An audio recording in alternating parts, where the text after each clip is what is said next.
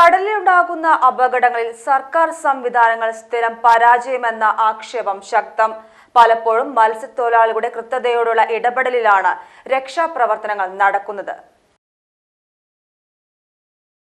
കഴിഞ്ഞ ദിവസം ചാവക്കാട് കടലിൽ കപ്പലിടിച്ച് ബോട്ട് തകർന്ന സംഭവത്തിൽ മരണപ്പെട്ടവരെ രക്ഷിക്കാൻ ഫിഷറീസ് വകുപ്പ് ഇടപെട്ടില്ലെന്നാണ് മത്സ്യത്തൊഴിലാളികളുടെ ആരോപണം.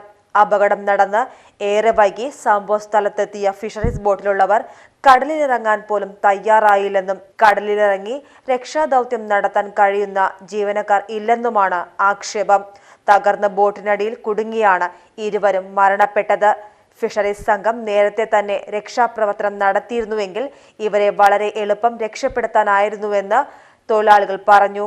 കാണാതായ മത്സ്യത്തൊഴിലാളികൾക്ക് വേണ്ടിയുള്ള തിരച്ചിലിനായി പൊന്നാനിയിൽ നിന്നും പുറപ്പെട്ട ബോട്ടുകളിലെ മത്സ്യത്തൊഴിലാളികളാണ് അപകടത്തിൽപ്പെട്ടവർക്ക് രക്ഷകരായി മാറിയത്. ഞായറാഴ്ച രാത്രിയിൽ ബോട്ട് അപകടത്തിൽപ്പെട്ടിട്ടും രക്ഷാപ്രവർത്തനം ഇഴഞ്ഞു നീങ്ങിയെടുത്ത് ആത്മധൈര്യത്തോടെയുള്ള മത്സ്യത്തൊഴിലാളികളുടെ പരിശ്രമമാണ് ബോട്ട് അപകടത്തിൽപ്പെട്ടവരുടെ മൃതദേഹം മണിക്കൂറുകൾ കൊണ്ട് വീണ്ടെടുക്കാനായത്. നേരത്തെയുണ്ടായ അപകടങ്ങളിലും ഫിഷറീസിന്റെ രക്ഷാപ്രവർത്തനം പരാജയമെന്ന പരാതിയും ഉയർന്നിരുന്നു. Page news Ponnani.